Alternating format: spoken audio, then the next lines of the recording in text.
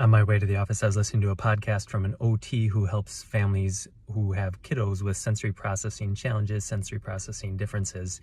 And the two main strategies that she talked about on the podcast are if there's an identifiable stress. Let's say your kid has tactile sensitivity and they're wearing a sweater that's really itchy and it's driving their brain nuts. She said one option is to identify the environmental stress and remove it. So in this case, take the sweater off.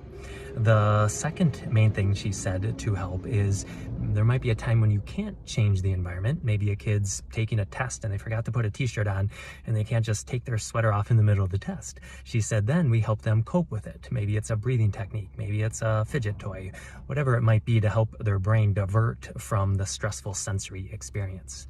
And I want to propose to you what we see in our office is actually a third option. What we love helping families like yours with is if your kiddo's struggling with a sensory processing challenge, is to actually help their brain heal, to help integrate the world better so they're not just stuck with the same thing over and over. Take 2-year-old Phil, for example. We've just been working with him for a few months, but when his younger baby sister would cry in the past, he would have a full-blown tantrum meltdown because that sensory sound was so overwhelming for him. And since we've been adjusting him and balancing his nervous system, getting his nervous system out of stress mode, fight-flight mode, into healing mode, guess what? Dad was just in last week. He's like, hey, last few times when his baby sister's been crying, he gets a little mad, but he handles it way better. He's much calmer, much more balanced, much more grounded. So that's what I wanted to share with you is if your kiddo is dealing with a sensory challenge, please know that yes, it's good to try to identify the environment and remove a stress, maybe give them coping strategies.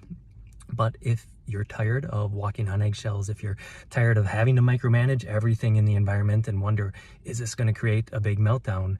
No, your child can heal. Their nervous system can get better. Their sensory system can start to integrate and process the world better so they don't have to walk through the world in protective stress mode, but they can actually start to open up and engage and enjoy in the world better.